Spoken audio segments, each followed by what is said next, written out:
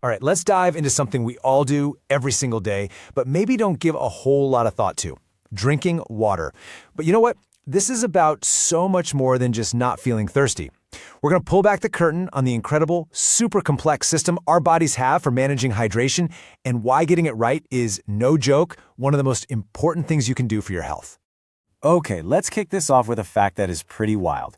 When a baby is born, its body is about 75% water. Now, to put that in perspective, that's basically the same water content as a fish. Yep, we literally start our lives as little aquatic beings. And look, this water isn't just, sloshing around in there. It's a critical, fundamental part of our most vital organs. Your lungs, a whopping 83% water. Your brain and your heart are sitting at about 3/4 water. And get this, even your bones, which we think of as dry and solid, are 31% water. It's the stuff that keeps everything running. Now, as we get older, that number does drop a little bit. For the average adult, we settle in at around 55 to 60%. And that right there, that's our baseline. It's the carefully tuned level our body is always working to maintain so we can function at our best. So that brings up a pretty obvious question, right? If we're basically walking water balloons, why do we have to keep drinking so much of it all the time? Well, it's because our bodies are in a constant battle against losing it. Every single day, the average person loses somewhere between 2 and 3 liters of water. That's a huge amount, and our body is scrambling to make up for that loss just to keep the lights on. And we're not just talking about the obvious stuff like sweating or going to the bathroom.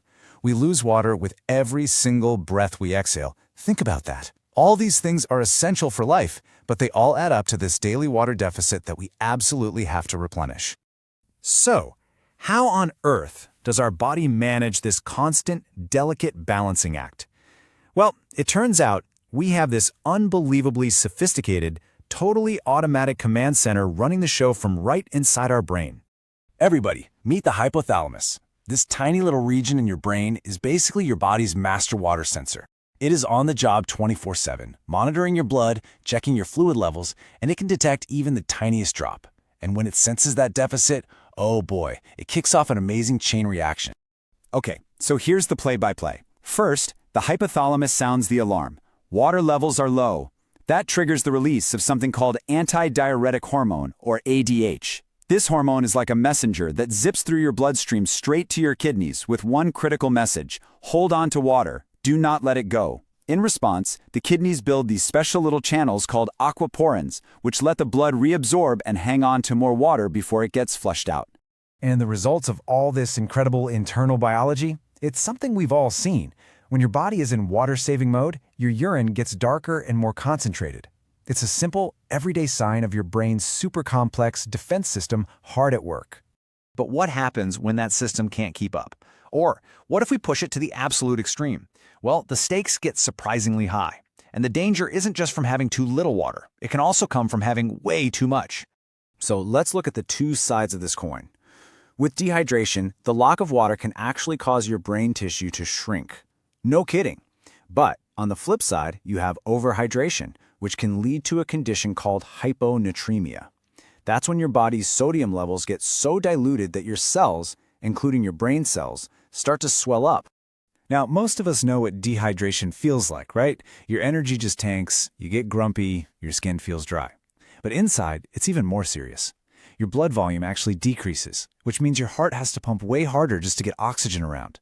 Your brain has to work significantly harder just to do the same simple tasks, which is what causes that brain fog, the headaches, and that awful nausea. Overhydration might sound like a weird problem to have, but it's a very real risk, especially for a group you might not expect: athletes. See, during intense exercise, they're sweating out tons of electrolytes, like sodium. If they then chug massive amounts of plain water, they can dilute what little sodium they have left to dangerously low levels. And in those really severe cases, the kidneys just get overwhelmed. They literally can't process that much fluid fast enough. This can lead to something called water intoxication, which is incredibly serious. It's just a powerful reminder that when it comes to hydration, balance is everything. Okay, enough of the scary stuff. Let's shift gears and talk about the upside. Because being consistently, properly hydrated isn't just about avoiding problems today, it is a massive investment in your long-term health. The research on this is just so compelling. Study after study has shown that good hydration has profound benefits. We're talking about things like lowering your chance of a stroke, helping to manage diabetes, and even potentially reducing the risk for some types of cancer. It's a huge deal.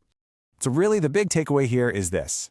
Getting the right amount of water isn't just some minor detail. It makes a world of difference in how you feel, how clearly you think, and how well your body functions, not just today, but for decades to come.